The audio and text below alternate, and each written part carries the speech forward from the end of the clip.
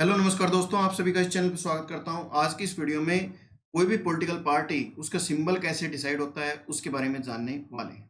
कौन इसको डिसाइड करता है, कौन इसको लॉन्च करता है, वो सभी जो क्वेश्चंस आपके आते हैं उनके रिगार्डिंग ये वीडियो इफेक्टिव रहेगी। इसके साथ साथ आपकी सिंबल्स की क्यों नीड हुई उन सभी पहलुओं के बारे में भी डिस्कस करने वाले हैं। चलिए शुरू करते हैं। सबसे पहले तो सिंबल्स की ज़रूरत क्यों हुई? इंडिया में आपका मेन पर्पस अगर देखा जाए तो जो वोटर्स हैं वो इलिटरेट देखने को मिलते हैं, यानी कि अनपढ़ देखने को मिलते हैं।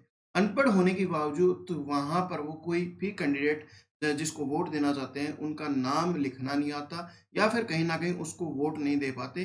तो इसलिए उसको आसान बनाने के लिए पॉलिटिकल पार्टीज़ अपने-अपने सिंबल्स कहीं न कहीं लॉन्च करती है और वो सिंबल्स इलेक्शन कमीशन के द्वारा लॉन्च किए जाते हैं, दिए दिए जाते हैं, ठीक है? ये सिंबल्स मुख्य तौर पर एक पार्टी से दूसरे पार्टी कैसे अलग है, वो आपके अंतर पता लग सके, ये जानने के लिए या उसमें भेदभाव करने के लिए हम सिंबल कहीं न कहीं देते हैं, राइट?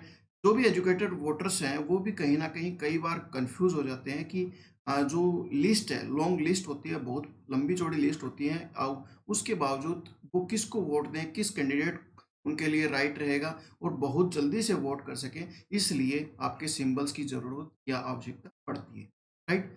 ये जो सिंबल्स हैं जो अलॉट किए जाते हैं वो इलेक्शन कमीशन के द्वारा किए जाते हैं। इलेक्शन सिंबल्स किए जाते हैं और ये रिजर्वेशन और अलॉटमेंट ऑर्डर 1968 में आपका दिया गया था। इसके through election commission political parties को अलॉट करते हैं सिंबल।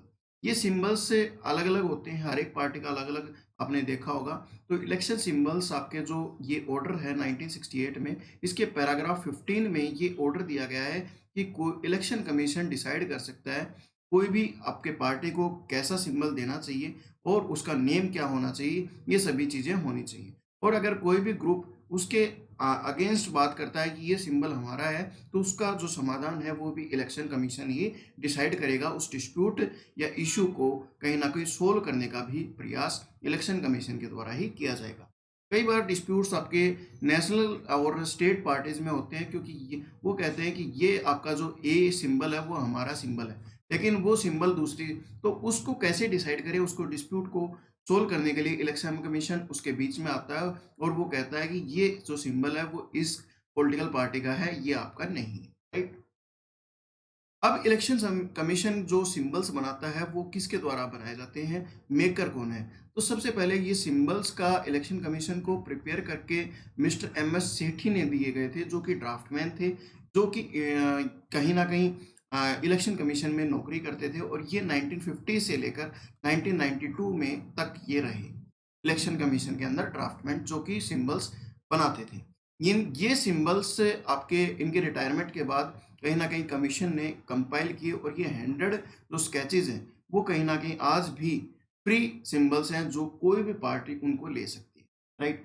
और ये कहीं न कहीं फर्स्ट इलेक्शन कमीशन जो पोस्ट इंडिपेंडेंस के बाद आपके प्लान्ड किए गए और स्केच को ऑफ़िशियली पिक्चर में और पेंसिल के थ्रू आपका जो पिक्चर बनाई जाती थी वो पेंसिल के थ्रू और डेली यूज़ की जो आइटम्स होती हैं, उनके थ्रू आपके बनाया जाने लगा, क्योंकि जो भी आपके डेली यूज़ की चीज़ें होती हैं उनको जल्दी से वोटर याद कर लेता है, जैसे पेंसिल, जैसे आपका हल, जैसे हाथ, कांग्रेस का हाथ है, बीजेपी का कमल है।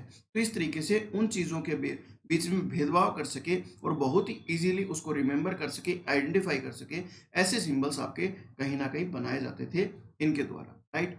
तो ये एक तरीके से पूरी कहानी है जो कि इलेक्शन कमीशन आपकी बनाती है। आज आप सभी को पता है कि ये आपका बीजेपी का सिंबल है, ये कांग्रेस का सिंबल है, ये आम आदमी पार्टी का सिंबल, ठीक है? तो इनके बीच में आप भेदभाव कर सकें, अंतर महसूस कर सकें, वो सभी चीज़ें करने के लिए ही ये नीति अपनाई गई। कई कंट्रीज़ में इलेक्शन सिंबल्स नहीं होते क्योंकि वहाँ पर एजुकेटेड पर्सन्स काफ़ी देखने को मिलते हैं, राइट? तो होपफुली आप इस बात को समझ पाए होंगे और ऐसी वीडियो देखने के लिए आप हमारे साथ जुड़े रहें। चैनल को सब्सक्राइब और लाइक वीडियो को अवश्य। धन्यवाद। जय हिंद, जय भारत।